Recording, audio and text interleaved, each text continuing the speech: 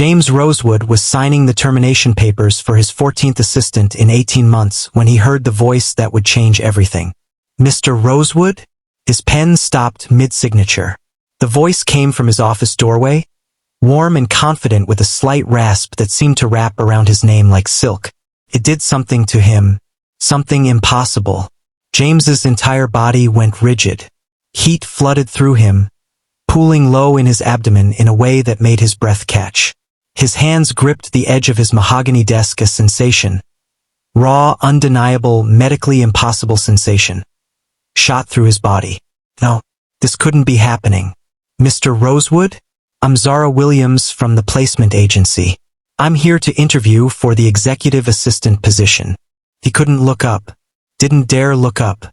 Because if he did, if he saw the woman who belonged to that voice, he might lose what little control he had left. 3 years. 3 years of nothing. 3 years of being told by every doctor, every specialist, every expert that nerve damage doesn't heal, that certain responses are gone forever, that he would never feel desire again. And now, with just her voice, his body was betraying every medical diagnosis. "I said, I'm Zara Williams. I heard you." His voice came out harsh, strangled. "The position has been filled. You can go. But the agency just sent me. They said, I don't care what they said. The position is filled. Leave." He turned his chair away from her, facing the floor-to-ceiling windows that overlooked downtown Seattle, his hands trembling as he gripped the armrests. Behind him there was silence, then the soft sound of heels on marble. Professional, measured steps that somehow made everything worse because even the sound of her walking was doing things to him. The door closed. James sat alone in his office, his body still humming with impossible life, his mind racing through 3 years of medical appointments and devastating pronouncements. The car accident had crushed more than his pelvis and spine. It had severed nerves the doctors said couldn't regenerate. They'd been clear, clinical, devastatingly final. His ability to feel desire, to respond physically to attraction, gone. Permanently. His ex-fiancée Melissa had tried to stay. For exactly 4 months.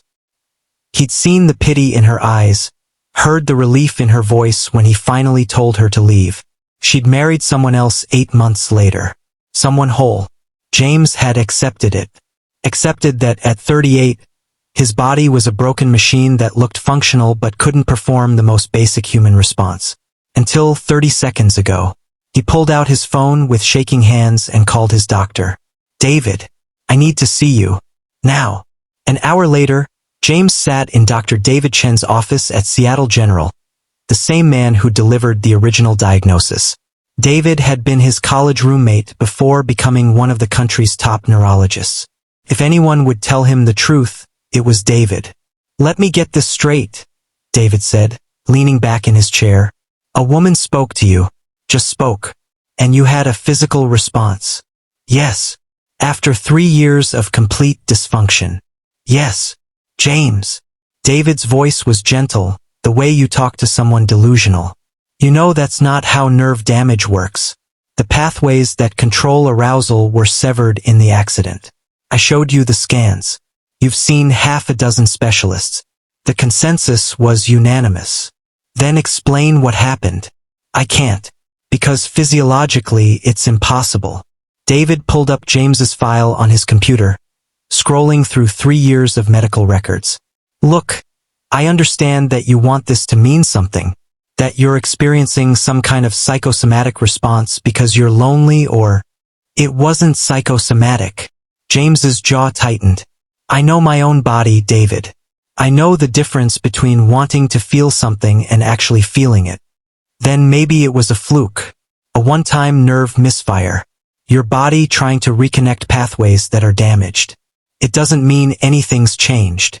But James could still feel it. The humming awareness. The aliveness in parts of himself he'd declared dead. "I need to see her again." "Who?" "The woman. Zara Williams." David closed his laptop and studied his friend with concerned eyes. "James, even if what you felt was real, building hope around one moment is dangerous. You've spent 3 years accepting your limitations. Don't torture yourself chasing something that might have been a random synaptic glitch. James stood. I'm not chasing anything. I'm investigating. There's a difference. Is there? David called after him. Because from where I'm sitting, it looks like you're about to do something reckless. James paused at the door. I've been dead for 3 years, David. If there's even a chance I'm not, don't I owe it to myself to find out? He left before David could answer. That evening, James sat in his downtown penthouse. The city lights spread below him like fallen stars. His laptop was open to Zara Williams's file from the placement agency. 29 years old. MBA from Columbia. 5 years of experience as an executive assistant to high-level CEOs. Fluent in 3 languages. Impeccable references. The file included a professional headshot that made James's pulse race just looking at it. She was stunning. Deep brown skin, intelligent dark eyes, her hair styled in long braids that fell past her shoulders. But it was her expression that caught him. Confident, direct, unintimidated. This was a woman who didn't back down. He'd sent her away this morning, probably scared her off completely. James picked up his phone and called the agency. This is James Rosewood, the candidate you sent this morning, Zara Williams. Send her back tomorrow. 9 a.m. The receptionist's voice was hesitant. Mr. Rosewood, I'm afraid Ms. Williams declined the position. She said the interview didn't go well. It didn't, but I'm prepared to make it worth her while. Double the salary we discussed. Sir. She was quite adamant. Triple it. James's voice left no room for argument. And tell her I apologize for this morning. Personal emergency. It won't happen again. There was a pause. I'll reach out to her, Mr. Rosewood, but I can't guarantee she'll agree. She will. James ended the call. Because Zara Williams had student loans listed in her financial background check. A mother with medical bills. A younger brother in college. She needed the money. He hated using that. Hated himself for it. But he needed to know if what happened this morning was real. Needed to understand if his body was capable of coming back from the dead. And if it was, he needed to know why her voice was the key. The next morning, James was in his office at 7 a.m., pretending to work while his mind raced through possibilities. Maybe David was right. Maybe it had been a fluke. Maybe he was building hope on nothing. At 8:47 a.m., his assistant Maya knocked on his door. Mr. Rosewood? Ms. Williams is here. James's heart rate spiked. He forced his voice to remain neutral. Send her in. The door opened, and Zara Williams walked into his office like she owned it. She wore a different suit today, charcoal gray with a crimson blouse underneath that made her skin glow. Her braids were pulled back into an elegant ponytail. She carried a leather portfolio and a cup of coffee, and her expression was all business. Mr. Rosewood. She set her things on the chair across from his desk and remained standing.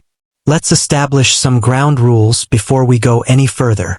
James's body was responding again. The same impossible heat. The same awareness flooding through nerves that shouldn't work. He gripped the edge of his desk, fighting for control. Ground rules. His voice came out rougher than intended. Yes. First, I don't tolerate being dismissed without explanation. Yesterday was unprofessional. If you want me to work for you, that doesn't happen again. Agreed. Second, I'm not a mind reader. If you have a problem with me or my work, you communicate it directly. No passive-aggressive emails or cold shoulder treatment. I've read about you, Mr. Rosewood.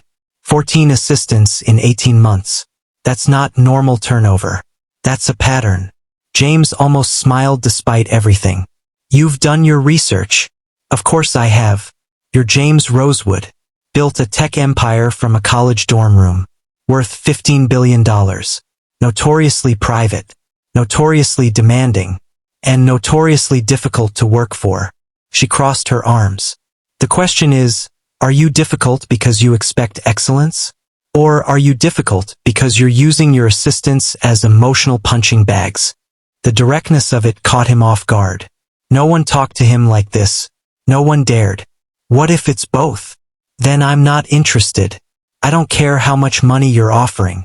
But she didn't move toward the door, just stood there waiting for his real answer. James leaned back in his chair, studying her, really looking at her for the first time. She was tall, maybe 5'10", with the posture of someone who'd learned to take up space in rooms that didn't want to make room for her. Her eyes were sharp, missing nothing. And there was something else. A warmth underneath the professional exterior. Like she was someone who cared deeply but had learned to protect it. "I expect excellence," he said finally. "But you're right. I've been using my staff as a buffer. Between me and the world. It's easier to keep people at a distance if they're too intimidated to get close." "Why do you want to keep people at a distance?" The question was so direct, so unexpected, that James actually answered honestly. "Because it's safer. For everyone involved." Zara tilted her head, considering him. "Safer how?" "That's not something we need to discuss in a job interview, Ms. Williams." "You're right. It's not." She picked up her portfolio. "So let's discuss the actual job. The agency said you need someone who can manage your schedule, handle correspondence, coordinate with your executive team, travel with you to meetings, and essentially keep your professional life running smoothly. Is that accurate?" "Yes. And the salary you're offering is 3 times the market rate for this position." "Why?" "Because I need you close. Because my body responds to you in ways it hasn't responded to anything in 3 years. Because you might be the key to understanding if I'm still broken or if there's hope. Because I'm difficult to work for," James said instead. "As you pointed out. Hazard pay." Aha! She didn't believe him. "Well, Mr. Rosewood, here's my counteroffer. I'll take the job at the original salary. Not triple. But in exchange, you agree to my ground rules. Direct communication. No yelling. No throwing things. Yes, I heard about the incident with your last assistant. And if at any point you cross a line, I walk. No notice. No negotiation. Deal?" James stared at her. She was negotiating herself down in salary while demanding more in treatment. It was the opposite of what most people would do. It was fascinating. "Why would you take less money?" "Because I don't want to feel bought. I want to work for someone who respects me. Not someone who thinks they can treat me however they want because they're paying me enough to tolerate it." She extended her hand. "So, do we have a deal?" James looked at her outstretched hand. If he touched her, he'd know. Would know if the response was real or if his mind was playing tricks on him. Would know if his body was capable of feeling again or if David was right and it was all psychosomatic desperation. He stood and took her hand. The moment their skin touched, electricity shot up his arm. Heat exploded through his body. His breath caught audibly. And lower, where doctors had promised nothing would ever work again. His body surged to life with an intensity that made his vision blur. Zara's eyes widened. "Mr. Rosewood? Are you?" James pulled his hand back like he'd been burned, stepping away from her so fast he nearly knocked over his chair. His heart hammered. His skin felt too tight, and the impossible, undeniable arousal flooding through him was real. Completely, devastatingly real. "The job is yours." His voice was strangled. "Maya will get you set up. Start Monday." "But it's only Wednesday. Don't you want me to?" "Monday, Ms. Williams. That's final." He turned away from her, gripping the back of his chair, fighting for control. He heard her gather her things, heard her footsteps toward the door. "Mr. Rosewood? What?" He couldn't turn around. "Are you sure you're okay? You look like you're in pain." Pain. If she only knew. This wasn't pain. This was resurrection. This was his body coming back from the dead with all the subtlety of a sledgehammer. "I'm fine. Just go. Please." The door closed behind her.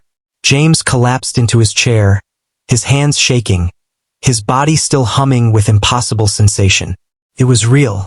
Everything the doctors said was impossible. It was real. And Zara Williams was the cause.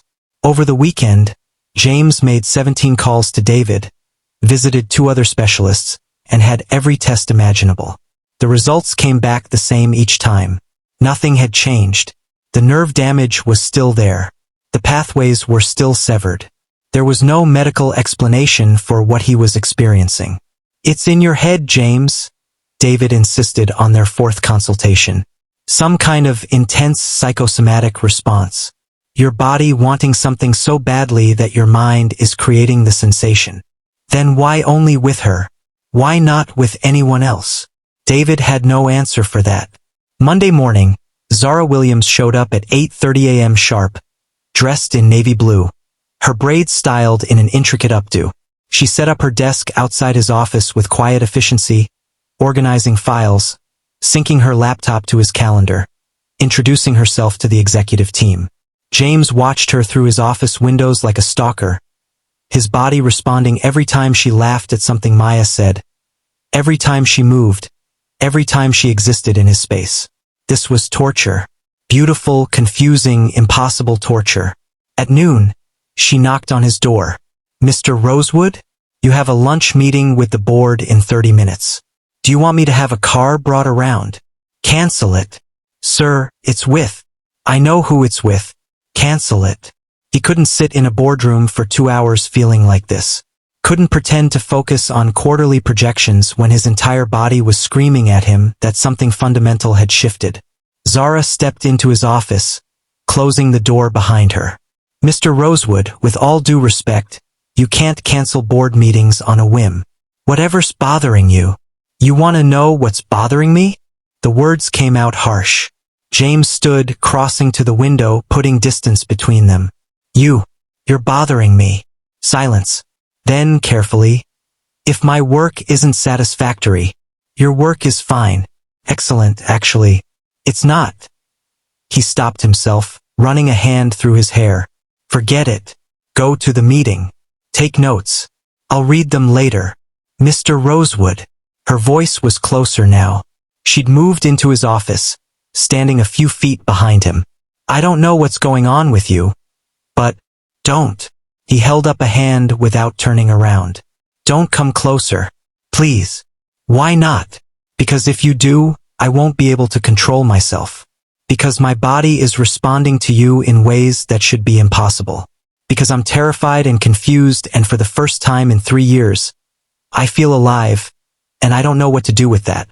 Because I asked you not to, he said instead. Another pause. Then her footsteps retreated. The door opened and closed. James pressed his forehead against the cool glass of the window and tried to remember how to breathe.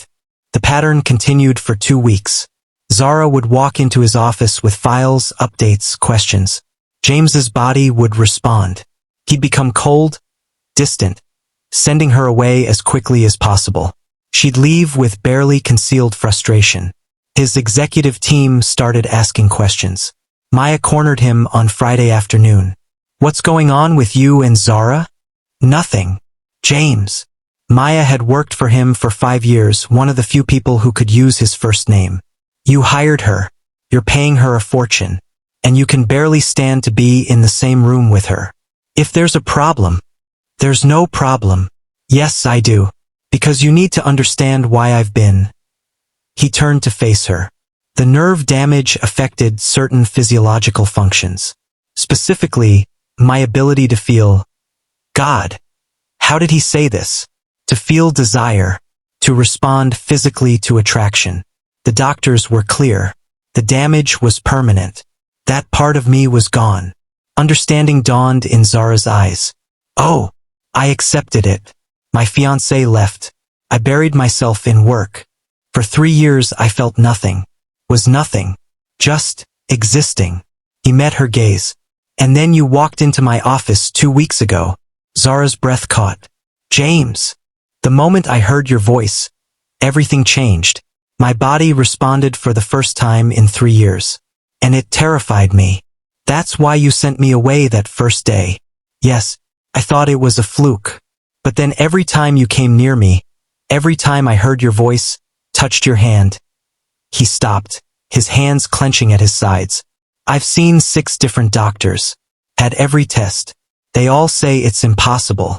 That nothing's physically changed. But I know what I'm feeling, Zara. And it only happens with you. She stood slowly, processing. So you've been avoiding me because I didn't know what it meant. Because I was afraid it would stop. Afraid it wouldn't. Afraid of wanting something I can't have. Who says you can't have it? The question hung between them, loaded with possibility. I'm broken, Zara. Maybe not as broken as I thought. But you're not broken. She took a step toward him. You're healing. There's a difference. The doctors say. Doctors don't know everything. Maybe your body is healing. Maybe it needed time. Maybe, she took another step. Maybe it needed the right motivation. James's pulse hammered.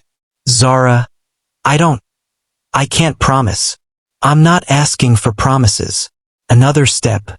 She was close now, close enough that he could smell her perfume. I'm saying maybe instead of being terrified of what you're feeling, you should explore it. What if I'm wrong? What if the doctors are right and this is all in my head? Then we figure it out together. She was right in front of him now, her dark eyes searching his face. But you don't get to push me away without giving this a chance. You don't get to make decisions for both of us. I'm your boss. This is complicated. I know, but I quit, remember? So right now, I'm just a woman standing in front of a man, asking him to stop being terrified of his own feelings. James's hands trembled with the need to touch her. I don't want to hurt you. You're hurting me now by pushing me away. She reached up, her hand hovering near his face. Can I touch you? He nodded, not trusting his voice. Her fingers brushed his jaw, and James gasped at the sensation. His eyes closed. His body surged with heat and want and 3 years of denied desire crashing through him all at once. James, Zara whispered. Look at me. He opened his eyes. This is real. What you're feeling. It's real. How do you know? Because I can see it in your eyes. Because your hands are shaking. Because, she smiled. Because I feel it too. Before he could process that, before he could talk himself out of it, James closed the distance between them and kissed her. The moment their lips touched, his world exploded. Heat, want, need. His hands found her waist, pulling her closer. She melted against him, her fingers threading through his hair. The kiss deepened, became desperate, became everything he'd thought he'd never feel again. When they finally broke apart, both breathless, James pressed his forehead to hers. I'm scared. I know. I don't know if this will last. If my body will keep responding. Then we take it one day at a time. One moment at a time. She cupped his face. But you have to stop pushing me away, James. You have to let me in. What if I disappoint you? What if you don't? She smiled. Besides, you've already given me 2 weeks of the most intense sexual tension I've experienced in years. I'd say we're off to a good start. Despite everything, James laughed. Actually laughed. You're terrifying, you know that? Good. Someone needs to shake up your carefully controlled world. She kissed him again, softer this time. So, do I still have a job? You never quit. I didn't accept your resignation. That's not how resignations work. It is when you're in love with your assistant. The words fell out before he could stop them. Zara's eyes widened. You're what? In love with you, James repeated, because apparently he'd lost all ability to self-censor. I think I have been since that first day. Since your voice brought me back to life. James, we've known each other 2 weeks. I know. It's insane. But when you've spent 3 years being dead inside, you recognize what aliveness feels like. And you, he touched her face gently. You make me feel alive. Zara's eyes glistened. You can't just say things like that. Why not? Because now I'm going to fall in love with you too. And this is going to get very complicated. You said you liked complicated. I do. But, she paused. Your ex-fiancée left because of your condition, didn't she? James's jaw tightened. Yes. I'm not her. I know. No, I don't think you do. Zara gripped his shirt. Listen to me. Even if your body stops responding. Even if the doctors are right and this is temporary. Even if we try to be intimate and it doesn't work. I don't care. Because this. She put his hand over her heart. This is what matters. Not whether everything functions perfectly. Not whether you can perform like some kind of machine. You. The man who built an empire. The man who survived something that would have destroyed most people. The man who's so terrified of being broken that he pushes away everyone who might see him clearly. Zara, I see you, James. And you're not broken. You're not damaged. You're not any of the things you think you are. You're just a man who's been hurt and is trying to figure out how to let someone love him again. James pulled her into his arms, burying his face in her neck, breathing her in. I don't deserve you. Probably not. But you're stuck with me anyway. She pulled back to look at him. So here's what's going to happen. You're going to stop avoiding me. Stop treating me like I'm made of glass. And we're going to figure this out together. Deal? Deal. He kissed her forehead, her cheeks, her lips. But you're still my assistant. Are you serious? Dead serious. You're the best assistant I've ever had. I'm not losing you professionally just because I'm also losing my mind over you personally. That's a terrible idea. Probably. But I don't care. He smiled, really smiled. For the first time in 3 years. I've spent 3 years playing it safe, Zara. I'm done with safe. If the story of impossible healing and brave vulnerability has touched your heart, go ahead and hit that like button. Drop a comment telling me about a time you thought something was impossible until someone proved you wrong. And subscribe because this story isn't over yet. Not even close. Over the next month, James and Zara navigated the complicated waters of being in love with your boss while also being his assistant. It was messy. It was inappropriate by every HR standard. And it was the happiest James had been in years. They kept it private. Professional during work hours, which drove them both crazy. But after hours, in his penthouse overlooking the city, James discovered what it meant to be touched with reverence instead of pity. Zara was patient. When his body responded, she celebrated it. When it didn't, she held him and reminded him that his worth wasn't tied to performance. She learned his scars, both visible and invisible. She laughed at his intensity. She challenged his control freak tendencies. She made him human again. But 3 months in, his worst fear came true. They were in his penthouse, kissing on his couch, and suddenly nothing. His body stopped responding. Just stopped, as if someone had flipped a switch. James pulled away, panic flooding through him. No. No, no, no. James, it's okay. It's not okay. He stood, pacing, his hands shaking. The doctors were right. It was temporary. It's over. God, I should have known. Stop. Zara caught his hands, forcing him to look at her. Breathe. Just breathe with me. You don't understand. I understand that you're panicking. I understand that you think this means something terrible. But James, bodies are complicated. Sometimes they work. Sometimes they don't. It doesn't mean anything's wrong. But for 3 months, it worked because you were relaxed, happy, not overthinking every moment. And right now, you're in your head, panicking, which is probably making everything worse. James sank back onto the couch, his head in his hands. What if it doesn't come back? Zara sat beside him, her hand on his back. Then we adapt. There are a million ways to be intimate, James. A million ways to show love. Not all of them require your body to cooperate. You say that now. I say that always. She turned his face toward her. Do you remember what I told you that first night? That you're not broken? I meant it. Your body responding or not responding doesn't change how I feel about you. Melissa said the same thing. Until she didn't. I am not Melissa. Zara's voice was firm. And I'm getting really tired of competing with a ghost. She left because she couldn't handle your vulnerability. I'm staying because I love your vulnerability. She saw your condition as a loss. I see it as part of your story. Our story. James looked at her. This woman who'd walked into his life 4 months ago and turned everything upside down. How are you real? Magic. And stubbornness. Mostly stubbornness. She kissed him softly. Now, are we going to spend the rest of the night panicking about your body's performance? Or are we going to find other ways to enjoy each other's company? Despite his panic, James smiled. Other ways.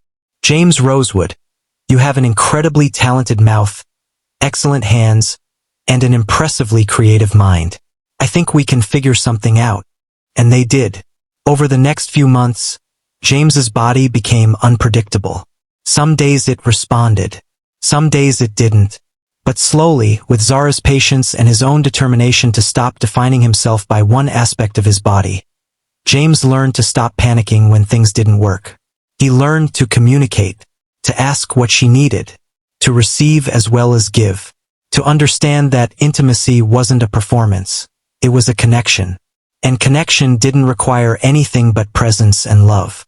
6 months after Zara walked into his office, James took her to the building's rooftop at sunset. The Seattle skyline glowed orange and gold around them. "I need to tell you something," he said, taking her hands. Zara's eyes sparkled with mischief. "You're firing me again? I'm promoting you." "To what?" "Super assistant." "To fiancé." He dropped to one knee, pulling out a ring box. "Zara Williams, you walked into my life when I was convinced I was broken beyond repair. You didn't fix me, you showed me I was never broken to begin with. You taught me that healing isn't linear, that worth isn't measured in function, that love is patient and kind and doesn't keep a scorecard of good days versus bad days." Tears streamed down Zara's face. "James, I don't know if my body will ever fully heal. I don't know if we'll face more challenges. But I know that I want to face them with you. I want to build a life where vulnerability is strength, where asking for help is courage, where love isn't about perfection. It's about showing up, even on the hard days." He opened the ring box. "Will you marry me?" Zara dropped to her knees in front of him, cupping his face. "Yes, 1,000 times yes." He slipped the ring onto her finger, and they kissed as the sun set over Seattle. Two people who'd learned that the best love stories aren't about being saved. They're about saving each other. 1 year later, James stood in his office with Zara, now his wife and COO of Rosewood Industries. The company had thrived under their combined leadership. But more importantly, James had thrived. His body remained unpredictable. Some months were good, some weren't. He'd learned to stop measuring his worth by his physiological responses. Learned that intimacy had 1,000 forms. Learned that the doctors had been right about the nerve damage but wrong about what it meant for his life. "You know what's funny?" Zara said, leaning against his desk. "What?"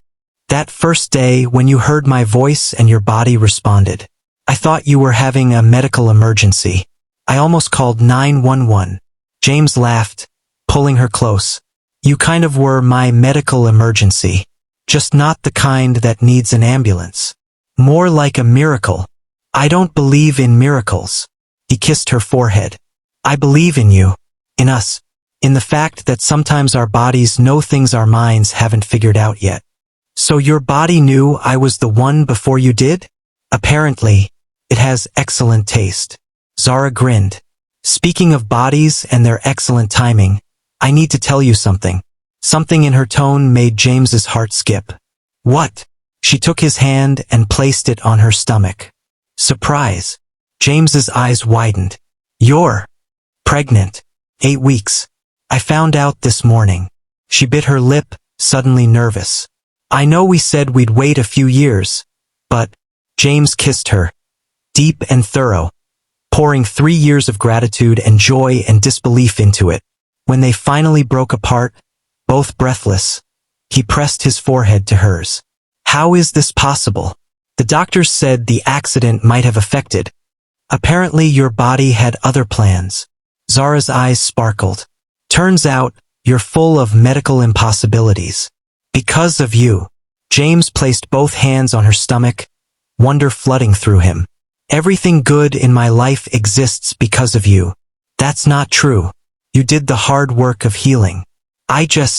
You loved me when I couldn't love myself. You saw me when I was invisible. You believed in me when I'd given up." He kissed her again, softer this time. "You gave me back my life, Zara." "No," she said firmly. "We gave each other life. That's how this works. That's how love works." They stood there in his office, the same place where 4 years ago she'd walked in and said his name, where his body had defied medical science and responded to her voice, where everything had changed in a single moment. "Do you remember what you told me that first night?" James asked. When I was panicking about my body not responding, I said a lot of things that night. You said there are a million ways to be intimate, a million ways to show love. Not all of them require the body to cooperate perfectly. He placed his hand over her stomach again. Turns out, when it matters most, when we're not overthinking or panicking or measuring ourselves against some impossible standard, our bodies know exactly what to do. Zara's eyes filled with tears. Are you happy? About the baby? Happy. James pulled her into his arms. Zara, for years ago I thought my life was over. Thought I'd never feel desire again. Never be intimate again. Never have a family. I'd accepted that I was broken beyond repair. And then you walked through that door and proved that broken is just another word for healing and progress. That's very poetic for a tech billionaire. You bring out my poetic side. He kissed her neck, her jaw, her lips. You bring out every side of me I thought was dead, including, apparently, my ability to make babies. So that's a yes? You're happy. I'm terrified, elated, grateful, completely unprepared. He smiled against her lips. But mostly I'm happy. So happy I don't have words for it. Good. Because I'm going to need you to be happy enough for both of us during the morning sickness phase. It's brutal. I'll hold your hair, bring you crackers, cancel all my meetings. You're not canceling all your meetings for 9 months. Watch me. Zara laughed, the sound filling his office, filling his chest, filling all the empty spaces he'd thought would stay hollow forever. You're ridiculous. I'm in love. There's a difference. That evening, James and Zara sat in their penthouse, the city lights twinkling below them. She was curled against his side, his hand resting on her still flat stomach. Can I ask you something? Zara's voice was quiet in the darkness. Anything. Do you ever think about that first day? About how different things could have been if I hadn't come back? James was silent for a moment, considering. Every day, I think about how close I came to missing you. If you'd walked away and never returned, I'd still be alone in this penthouse, convinced I was broken, shutting out everyone who tried to get close. But you weren't broken. I was broken, just not in the way I thought. He tilted her face up to his. I was broken by fear, by shame, by the belief that my worth was tied to my body's function. You didn't heal my body, Zara. The doctors were right about that. The nerve damage is still there. But you healed my heart. You healed my ability to believe I deserved love. You always deserved love, James. Maybe, but I couldn't accept it until you showed me what it looked like. Patient, kind, unafraid of my worst days, celebrating my good days without making them a measure of my worth. Zara traced the line of his jaw. You know what I think? What? I think your body responding to my voice that first day wasn't about nerves regenerating or medical miracles. I think it was your body recognizing home before your mind caught up. James's breath caught. Home. Home. Safety. The person you were meant to find. She kissed him softly. Your body was smarter than the doctors gave it credit for. It knew what you needed before you did. And what did I need? Someone who saw the man, not the condition. Someone who understood that healing isn't about returning to who you were before. It's about becoming someone new. Someone stronger. She placed his hand back on her stomach. Someone who could build a future instead of mourning the past. James pulled her closer, overwhelmed by the rightness of this moment. For years ago, he'd been standing in his office, signing termination papers, convinced his life was a series of endings. Now he was sitting in a home filled with love, his hand on his wife's stomach where their child was growing, proof that endings are just beginnings in disguise. I love you, he whispered. I love you so much it terrifies me sometimes. Good. Love should be a little terrifying. It means you're alive. Zara smiled against his chest. And you, James Rosewood, are very, very alive. 6 months later, James stood in a hospital delivery room, holding Zara's hand as she brought their daughter into the world. When the doctor placed the tiny, screaming baby in his arms, James looked down at her perfect face and felt something shift inside him one final time. Complete healing. Not of his body that remained complicated, unpredictable, a work in progress, but of his heart, of his soul, of his belief that he could be whole even with broken parts. "She's beautiful," he whispered, tears streaming down his face. "She's perfect, just like her father," Zara said, exhausted but glowing. "I'm not perfect. No, but you're perfect for us." She reached up to touch their daughter's tiny hand. "What should we name her?" James had thought about this for months, but now, looking at this miracle child who shouldn't exist according to medical science, only one name felt right. "Hope," he said. "Her name is Hope, because that's what she was. What Zara had been from the moment she walked into his office. Hope that life continues after trauma. Hope that bodies can surprise us. Hope that love is patient enough to wait for healing. Hope that broken isn't the same as finished." "Hope Rosewood," Zara repeated, testing it. "I love it." "Hope Rosewood," James echoed, pressing a kiss to his daughter's forehead. "Welcome to the world, baby girl. You're the daughter of the bravest woman I know, and a man who learned that courage isn't about not being broken. It's about letting people love you anyway." 3 years later, James gave a TED Talk that went viral.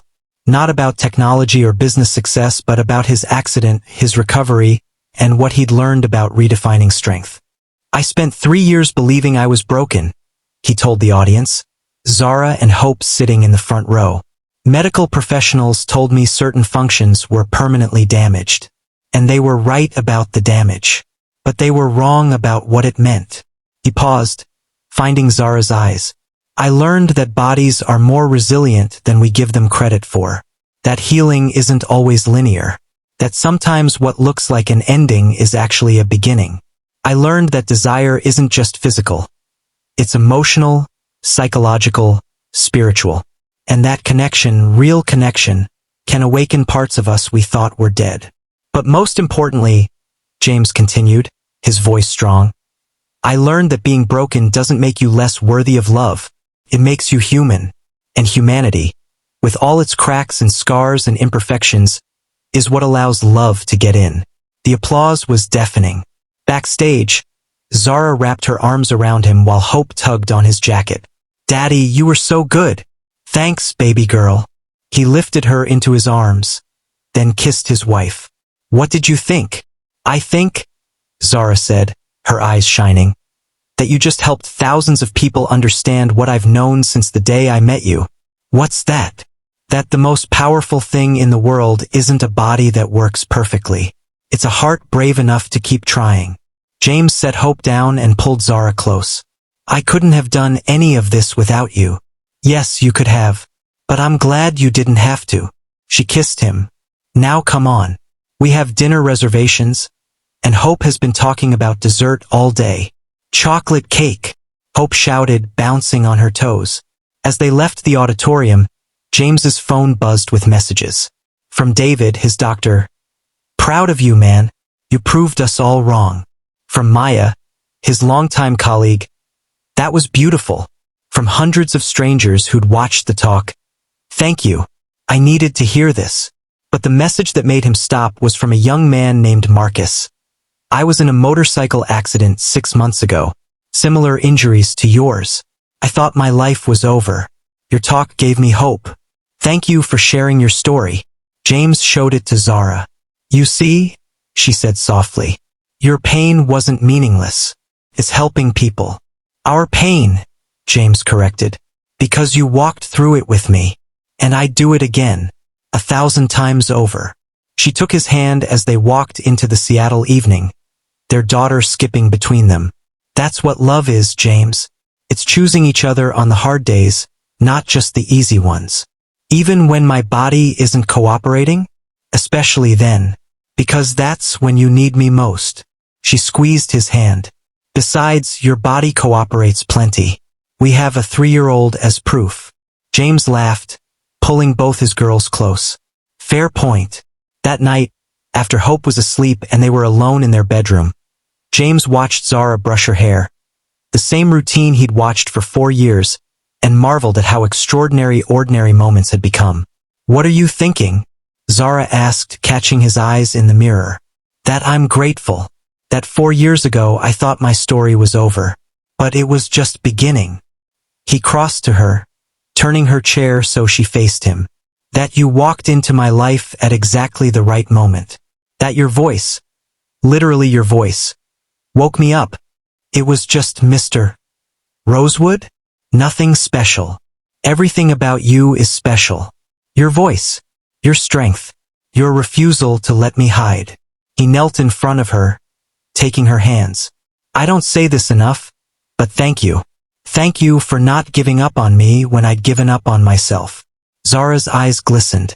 You would have done the same for me. I would have. I will. For the rest of our lives. He kissed her palms. No matter what happens, no matter what stops working or starts failing, I'm here. Always. I know. She pulled him up, into her arms, into their bed, into the life they'd built from impossible circumstances. Now stop being so serious. We have a whole evening ahead of us and I have plans. Oh? What kind of plans? The kind where we remind each other that love isn't about perfect bodies or flawless performance. It's about showing up, being present, and choosing each other. Again and again and again. I like these plans. Good. Because they're non-negotiable. And as James lost himself in his wife's embrace, his body responding or not responding, it didn't matter anymore because he'd learned the truth. He sent a silent thank you to the universe for the car accident that had broken him, for the 3 years of darkness that had taught him resilience, for the doctors who'd been wrong about what was possible, and most of all, for the woman whose voice had called him back to life. Because sometimes the worst thing that ever happens to you is also the beginning of the best thing. Sometimes broken is just another word for becoming. And sometimes, when you think everything is over, a woman walks into your office and says your name, and your whole world changes. If this story of healing, hope, and love conquering impossible odds touched your heart, show some love by hitting that like button. Drop a comment telling me, what's something in your life that you thought was impossible until someone showed you it wasn't?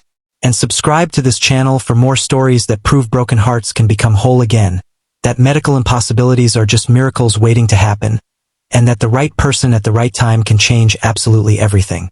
Because life isn't about avoiding the breaks. It's about learning to heal together. It's about finding someone who sees your scars and calls them beautiful.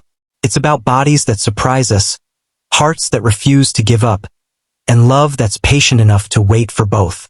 Thank you for being here. Thank you for believing in stories where the broken become whole, where endings become beginnings, and where a single voice can wake up everything you thought was dead. I'll see you in the next one. And remember, you're not broken. You're healing. And that's the most beautiful thing of all.